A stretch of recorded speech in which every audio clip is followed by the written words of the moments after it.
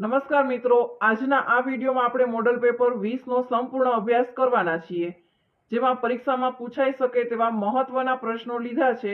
તો તમામ પ્રશ્નો ખાસ જોઈ લેજો, તેમજ વિડીયોને લાઈક કરજો, શેર કરજો અને ચેનલને સબસ્ક્રાઇબ પણ કરજો અને સાથે સાથે કમેન્ટ પણ કરજો. પહેલો પ્રશ્ન છે, નીચેના પૈકી કયું જોડકું સાચું છે? અહીં નીચે 4 ઓપ્શનમાં પહેલા કોલમ આપેલી છે અને એના પછી સામે સમજૂતી આપેલી છે. એમાંથી કયું જોડકું છે એ સાચું છે? એમાં પહેલો ઓપ્શન જોઈએ, પહેલી કલમ છે 129, એના માટે આપેલું છે ઇન્સ્યોરન્સ. તો 129મી કલમમાં ઇન્સ્યોરન્સ આવતું નથી, ઇન્સ્યોરન્સ માટે નથી. 129મી કલમ છે એ સલામતી માટે હેલ્મેટ પહેરવા બાબતે છે, એટલે પહેલું વિધાન આવશે ખોટું. બીજી કલમ આપેલી છે કલમ નંબર 146, એ આપેલી છે થર્ડ પાર્ટી ઇન્સ્યોરન્સ. એ વિધાન છે એ સાચું છે. કલમ નંબર 46માં થર્ડ પાર્ટી ઇન્સ્યોરન્સ માટેની સમજૂતી આપેલી છે. ત્રીજું ઓપ્શન છે કલમ 184, એના માટે છે રજિસ્ટ્રેશન. તો કલમ નંબર 184માં રજિસ્ટ્રેશન માટે નથી. કલમ નંબર 184માં જોખમી રીતે વાહન ચલાવવું એ માટે છે, રજિસ્ટ્રેશન માટે નહીં. તો એ વિધાન પણ થશે ખોટું. ચોથું ઓપ્શન છે કલમ નંબર 196, એ સ્પીડ લિમિટ માટે. એ વિધાન પણ ખોટું થશે. કલમ નંબર 196માં વીમા વગરના વાહન ચલાવવા માટેની સમજૂતી આપેલી છે. તો અહીં જવાબ થશે ઓપ્શન બી કે કલમ number 146 third party insurance.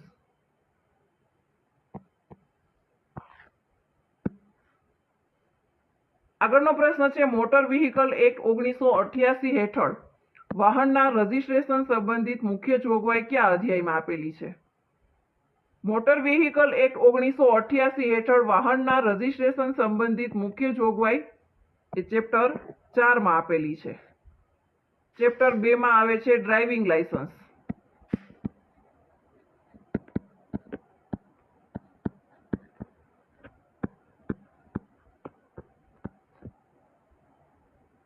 Chapter 3માં આવે છે કંડક્ટર લાયસન્સ.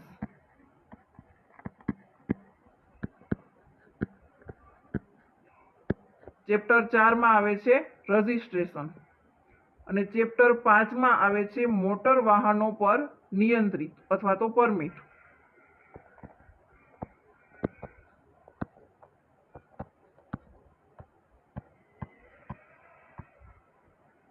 એટલે અહીં જવાબ થશે ઓપ્શન સી.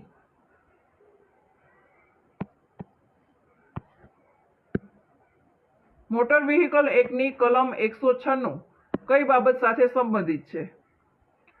કલમ 196 એ વીમા વગર વાહન ચલાવવું, એટલે કે જરૂરી વીમા વિના મોટર વાહન ચલાવવાની જોગવાઈ છે, એ કલમ નંબર 196માં આપેલ છે. ફિટનેસ સર્ટિફિકેટનો મુખ્ય હેતુ શું છે?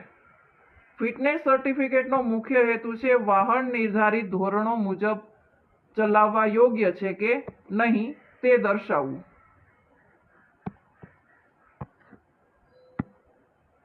મોટર વ્હીકલ એક્ટની કલમ 112 મુખ્યત્વે કઈ બાબત સાથે સંબંધિત છે? કલમ નંબર 112 છે એ સ્પીડ લિમિટ સાથે સંબંધિત છે. આગળનો પ્રશ્ન છે, જો એક લીપ વર્ષમાં 1 જાન્યુઆરીના રોજ સોમવાર હોય તો 1 માર્ચના રોજ કયો વાર હશે? અહીં લીપ વર્ષ આપેલું છે તો એક દિવસ વધી જશે, ફેબ્રુઆરીમાં દિવસો થશે 29. અહીં 1 જાન્યુઆરી, તો જાન્યુઆરીના દિવસો થશે 31. જાન્યુઆરીના દિવસો થશે 31. ફેબ્રુઆરીમાં એના દિવસો થશે 29. 31 પ્લસ 29 એટલે થશે 60. કુલ દિવસો થયા 60, એમને આપણે 7 વડે ભાગીએ. 60 ભાગ્યા 7, 7 અઠા 56. 60માંથી 56 બાદ કરો એટલે આવશે 4. તો 1 જાન્યુઆરીના રોજ સોમવાર હોય તો એમાં 4 દિવસ ઉમેરીએ. સોમવારમાં 4 દિવસ ઉમેરીએ. 1, 2, 3 અને 4. સોમવાર પછી આવશે મંગળવાર, પછી બુધવાર, ગુરુવાર અને શુક્રવાર. તો 1 માર્ચના રોજ શુક્રવાર હશે. Option C.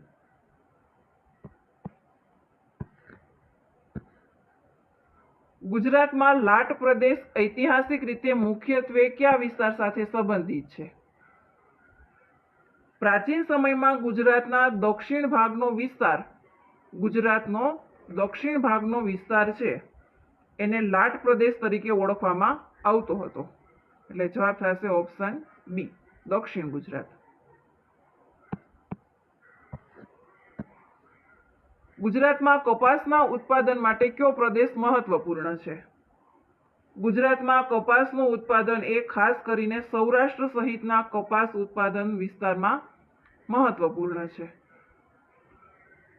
એટલે જવાબ થશે ઓપ્શન એ કે સૌરાષ્ટ્ર અને મધ્ય ગુજરાતના કેટલાક ભાગો.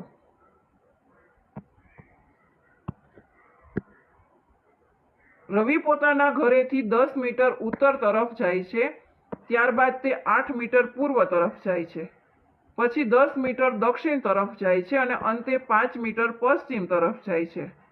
તો રવિ પોતાના ઘરથી કઈ દિશામાં અને કેટલા અંતરે હશે? અહીં આપણે જોઈએ ઉત્તર, દક્ષિણ, પૂર્વ અને પશ્ચિમ. અહીં રવિ ઊભો હશે ત્યાંથી તે ઉત્તર તરફ 10 મીટર ચાલે છે. અહીંયાથી તે 10 મીટર ઉત્તર તરફ ચાલે છે. ત્યારબાદ તે 8 મીટર પૂર્વ તરફ ચાલે છે. અહીંયાથી તે 8 મીટર પૂર્વ તરફ ચાલે છે. પછી તે 10 મીટર દક્ષિણ તરફ જાય છે. દક્ષિણ તરફ એટલે નીચે આવશે. અહીંયાથી તે 10 મીટર દક્ષિણ તરફ જાય છે અને અંતે 5 મીટર પશ્ચિમ તરફ જાય છે. પશ્ચિમ તરફ જાય એટલે આ બાજુ 5 મીટર. તો રવિ પોતાના ઘરથી કઈ દિશામાં અને કેટલા અંતરે હશે? અહીં તેમનું ઘર છે અને આ 5 મીટર અંતરે તે પશ્ચિમ તરફ ચાલે છે. તો કુલ આ અંતર હશે 8. તો એટલું જ આ અંતર હશે. તો 8 માંથી 5 મીટર બાદ કરી દઈએ. 8 - 5 એટલે થશે વધારાનું અંતર છે એ 3 મીટરનું થશે. આટલું અંતર છે એ થશે 3 મીટર. તો રવિ પોતાના ઘરથી 3 મીટર પશ્ચિમ તરફ હશે. આગળનો પ્રશ્ન છે choose the correct word. A person who loves mankind and works for the welfare of others is called ખાલી જગ્યા. એટલે કે એવો વ્યક્તિ કે જે માનવ કલ્યાણ માટે મદદ અથવા તો સેવા કરે એમને કહેવામાં આવે છે ઓપ્શન બી, ફિલેન્થ્રોપિસ્ટ. એટલે કે થશે પરોપકારી.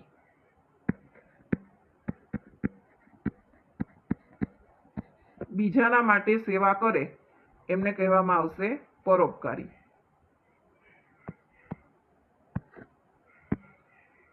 નીચેનામાંથી કયા વાક્યમાં અનુપ્રાસ અલંકાર છે? અહીં નીચે 4 ઓપ્શન આપેલા છે. એમાંથી બી ઓપ્શનમાં જોઈએ કે ચંચળ, ચપલ, ચિત, ચોરી ગયું. એમાં વારંવાર ચ વર્ણનું વારંવાર પુનરાવર્તન થાય છે. વર્ણ છે એ વારંવાર આવે છે. તો એ અલંકાર થશે અનુપ્રાસ અલંકાર. Option B.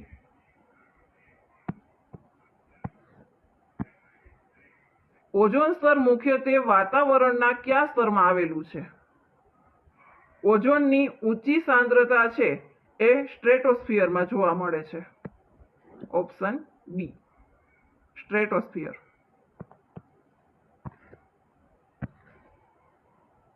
આગળનો પ્રશ્ન છે એક બસમાં 60 મુસાફરોમાંથી 15 મુસાફરોનું ભાડું 20 રૂપિયા છે અને બાકીના મુસાફરોનું ભાડું રૂપિયા 30 છે. તો કુલ આવક કેટલી થાય? અહીં 15 મુસાફરોનું ભાડું છે 20 રૂપિયા.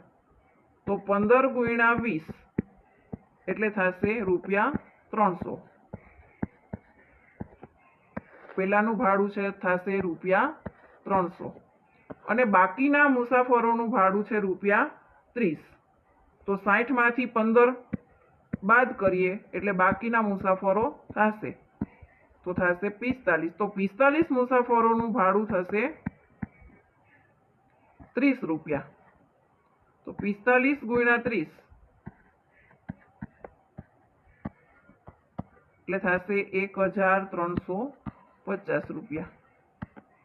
તો એમની કુલ આવક થશે કુલ આવક 300 પ્લસ 1350 એટલે થશે 1650. Option B.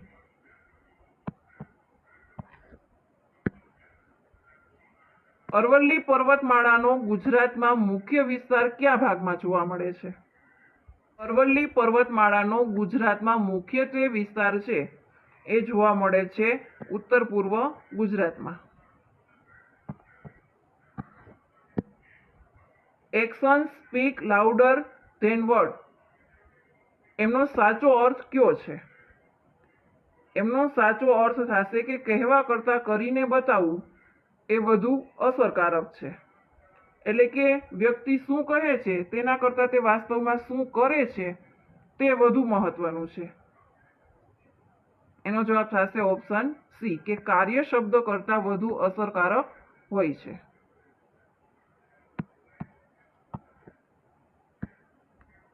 હાથ પર હાથ ધરીને બેસવું રૂઢિપ્રયોગનો અર્થ શું થાય છે?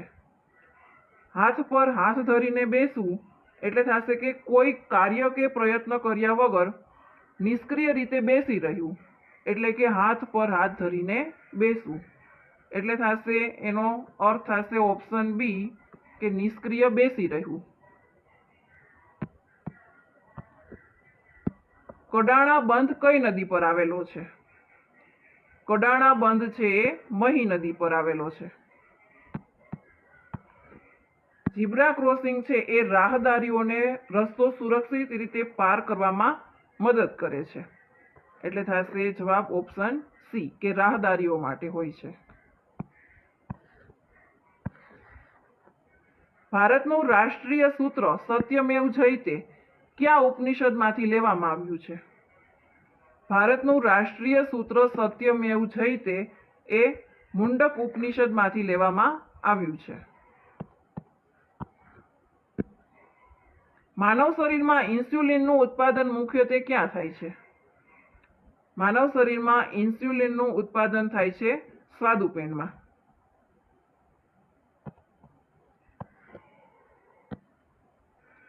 Choose the correct antonym of benevolent. Benevolent એટલે થશે દયાળુ. એમનું વિરુદ્ધાર્થી થશે મલેવોલન્ટ. મલેવોલન્ટ એટલે થશે બીજાનું ખરાબ ઈચ્છનાર.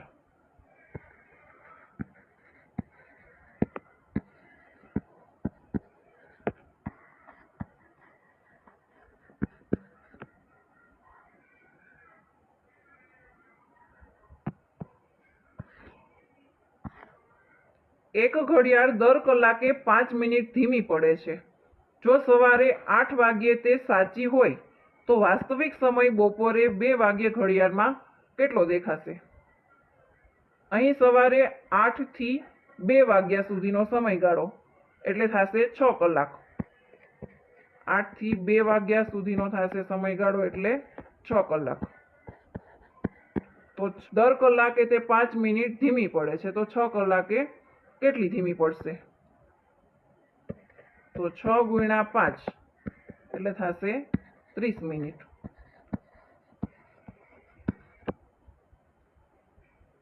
એટલે ઘડિયાળ 30 મિનિટ પાછળ હશે. તો 2 વાગ્યે ઘડિયાળમાં કેટલા દેખાશે? તો 2 વાગ્યામાંથી 30 મિનિટ બાદ કરી દઈએ. 2 વાગ્યામાંથી 30 મિનિટ બાદ કરીએ એટલે આવશે એટલે ઘડિયાળમાં હશે 1:30 મિનિટ. એટલે ઘડિયાળમાં હશે 1 કલાક અને 30 મિનિટ. Option B.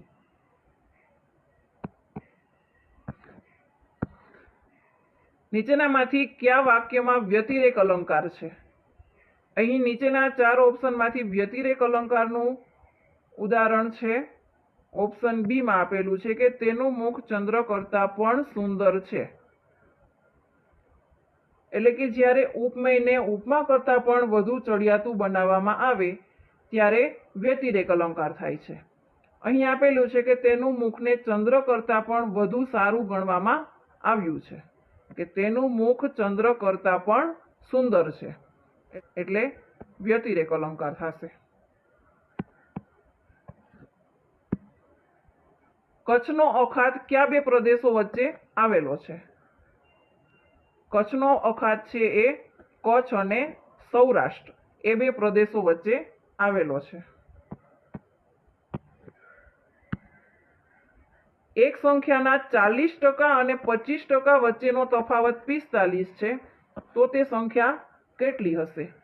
પહેલા તો એનો તફાવત મેળવી લઈએ. 40% અને 25%નો તફાવત થશે 15%. તો 15%ના 45, 15% બરાબર થશે 45.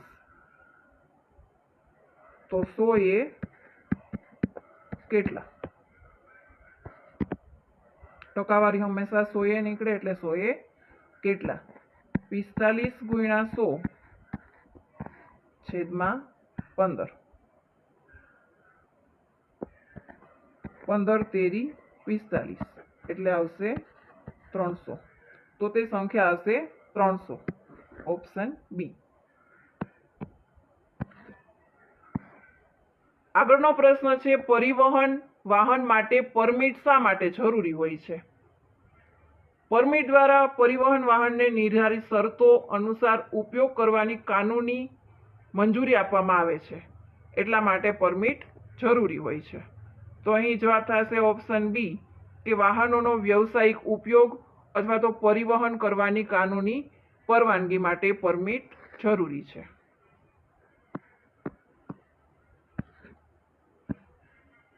જો એક કોડમાં મેંગો બરાબર OCPIQ હોય તો એપલ બરાબર શું થશે? અહીં એમ બરાબર O આપેલું છે, એટલે વચ્ચે આવશે એમ બરાબર O આપેલું છે, એટલે વચ્ચે આવશે એન, એટલે કે દર બીજો અક્ષર આવશે. એ પછી બી અને સી, એન પછી OP, જી પછી H અને I, અને O પછી P અને Q, એટલે O બરાબર Q આપેલું છે, એટલે કે દર બીજો અક્ષર થાય છે. તો એપલ બરાબર શું થશે? તો એ બરાબર બી અને સી, એટલે એનો જવાબ થશે સી. પી પછી ક્યુ અને આર, અહીં પણ પી પછી ક્યુ અને આર. તો એલ પછી એમ એન, અને ઈ બરાબર ઈ પછી આવશે એફ, અને ત્યાર પછી જી, એટલે એપલ બરાબર થયું CRRNG. Option B.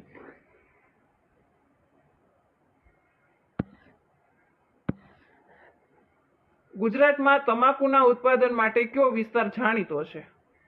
મધ્ય ગુજરાતનો ખેડા અને આણંદ વિસ્તાર એ તમાકુના ઉત્પાદન માટે મહત્વપૂર્ણ છે.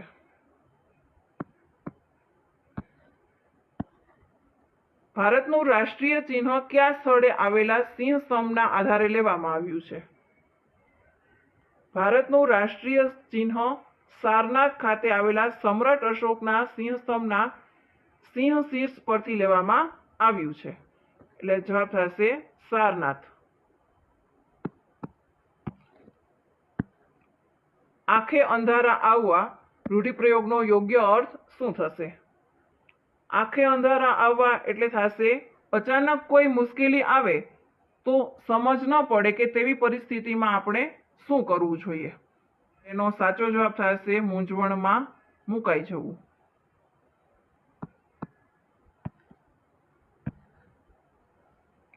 5 સંખ્યાઓની સરેરાશ 28 છે.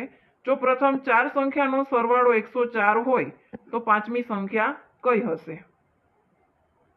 અહીં આપણને 5 સંખ્યાનો સરેરાશ આપેલો છે, તો 28 ગુણ્યા 5 કરીએ એટલે એનો કુલ સરવાળો મળશે. 28 ગુણ્યા 5 થશે એટલે 140. આ મળ્યું આપણને કુલ સરવાળો. તો કુલ સરવાળો આપેલો છે એમાંથી અહીંયા પ્રથમ 4 સંખ્યાનો સરવાળો આપેલો છે 104. તો કુલ સરવાળામાંથી 104 બાદ કરી નાખીએ તો આપણને પાંચમી સંખ્યા મળશે. પાંચમી સંખ્યા બરાબર 140 માઇનસ 104 એટલે થશે 36. તો પાંચમી સંખ્યા હશે 36. ગુજરાતમાં ડાંગ પ્રદેશ મુખ્યત્વે કઈ ભૌગોલિક વિશેષતા માટે જાણીતો છે? ડાંગ દક્ષિણ ગુજરાતનો પર્વતીય અને જંગલોથી સમુદ્ર વિસ્તાર છે. ડાંગ વિસ્તાર છે એમાં પર્વત અને જંગલ જ આવેલા છે, એટલે કે તે પર્વતીય અને જંગલ વિસ્તાર છે. ભારતમાં હરિત ક્રાંતિ સાથે મુખ્યત્વે કોનું નામ જોડાયેલું છે? ભારતમાં હરિત ક્રાંતિના વિકાસમાં ડોક્ટર એમ.એસ. સ્વામીનાથનનું મહત્વપૂર્ણ યોગદાન છે. Doctor M S. સ્વામીનાથ.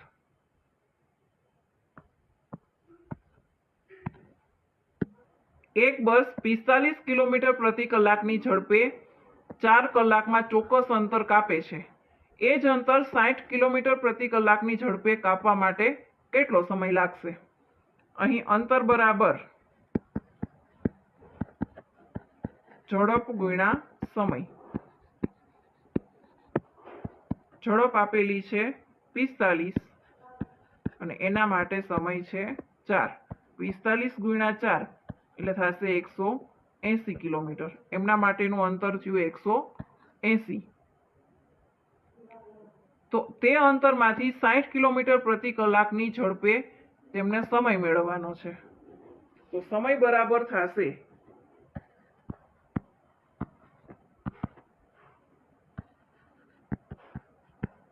અંતરના છેદમાં ઝડપ. અંતર મળ્યું આપણને 180, ઝડપ આપેલી છે 60. 0 0 કેન્સલ. 6 તેરી 18. તો એમના માટેનો સમય થયો 3 કલાક. ઓપ્શન બી.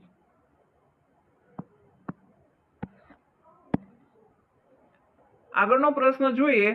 મુખ ચંદ્ર જેવું સુંદર છે વાક્યમાં કયો અલંકાર છે? અહીં મુખ અને ચંદ્ર એ બંને વચ્ચે સરખામણી કરવામાં આવે છે અને જેવું જેવું આપેલું છે એ દર્શાવે છે ઉપમાવાચક શબ્દ છે. તો તેથી આ અલંકાર થશે ઉપમા અલંકાર.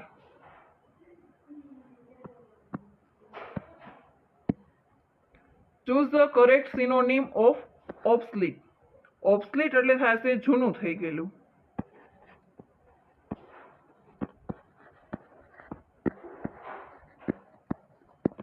એનો સમાનાર્થી થશે આઉટડેટેડ. આઉટડેટેડ એટલે જૂનવાણી.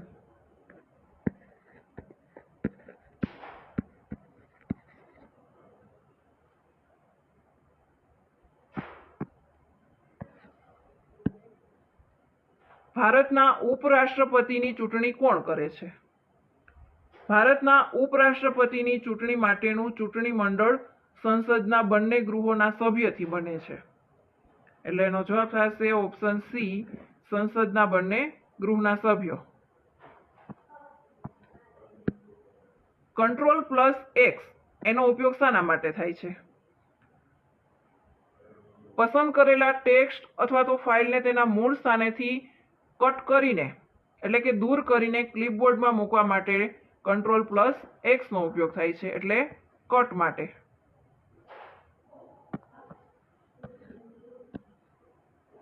Choose the correct antonym of frugal. ફ્રુગલનો અર્થ થશે ઓછો ખર્ચ કરનાર અથવા તો કરકસર ભર્યું.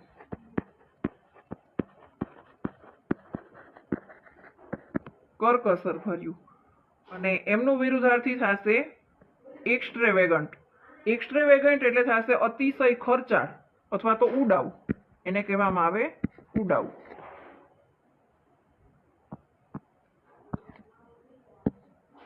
દિવસ રાત કયો સમાસ થશે? દિવસ રાત એટલે કે દિવસ અને રાત, તો બંને પદનું સમાન મહત્વ હોય છે એટલે થશે દ્વંદ્વ સમાસ. કંટ્રોલ પ્લસ વી એનો ઉપયોગ શાના માટે થાય છે? કોપી અથવા તો કટ કરેલી સામગ્રીને ઈચ્છિત સ્થળે મૂકવા માટે કંટ્રોલ પ્લસ વી વપરાય છે, એટલે કે પેસ્ટ કરવા માટે.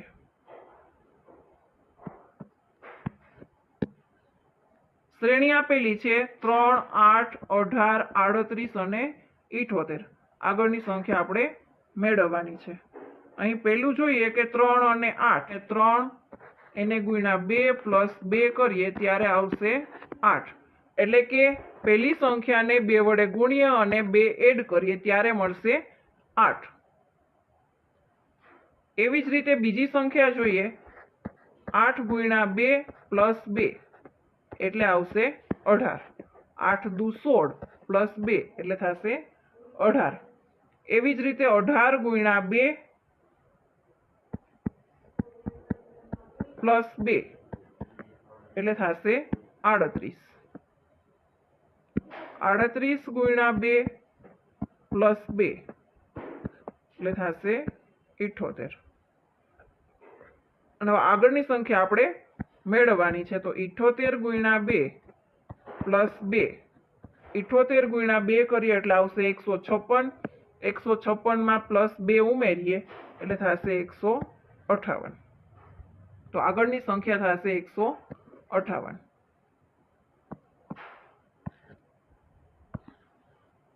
ગુજરાતમાં સૌરાષ્ટ્રનો ઉચ્ચ પ્રદેશ મુખ્યત્વે કયા પ્રકારની ભૂ આકૃતિ ધરાવે છે? સૌરાષ્ટ્રમાં ઉચ્ચ પ્રદેશ, ડુંગરાળ વિસ્તારો અને વિવિધ ઊંચ નીચ ધરાવતી ભૂમિ જોવા મળે છે. એટલે એમાં આવશે ઉચ્ચ પ્રદેશ અને ડુંગરાળવાળી ભૂમિ.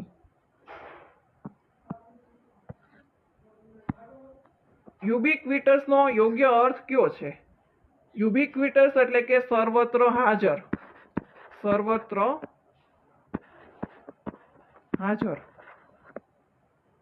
ઓપ્શન બી કે પ્રેઝન્ટ એવરીવેર એટલે કે સર્વત્ર હાજર. ભારતીય રિઝર્વ બેંકની સ્થાપના કયા વર્ષે થઈ હતી? ભારતીય રિઝર્વ બેંકની સ્થાપના 1 એપ્રિલ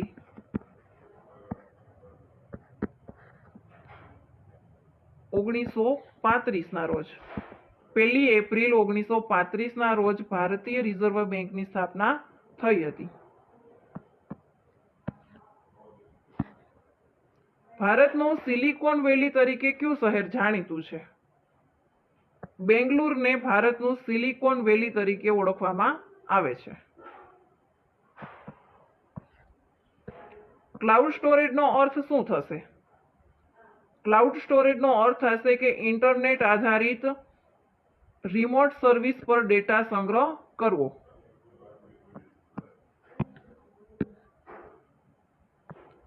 ફાયરવોલનો મુખ્ય હેતુ શું છે?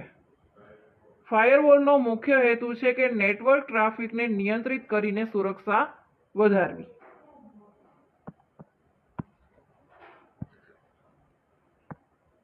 કંટ્રોલ પ્લસ એ એનો ઉપયોગ શાના માટે થાય છે?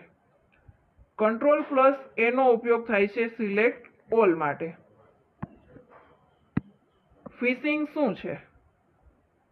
ફિશિંગ એ વ્યક્તિ પાસેથી સંવેદનશીલ માહિતી છેતરપિંડીથી મેળવવાનો પ્રયાસ.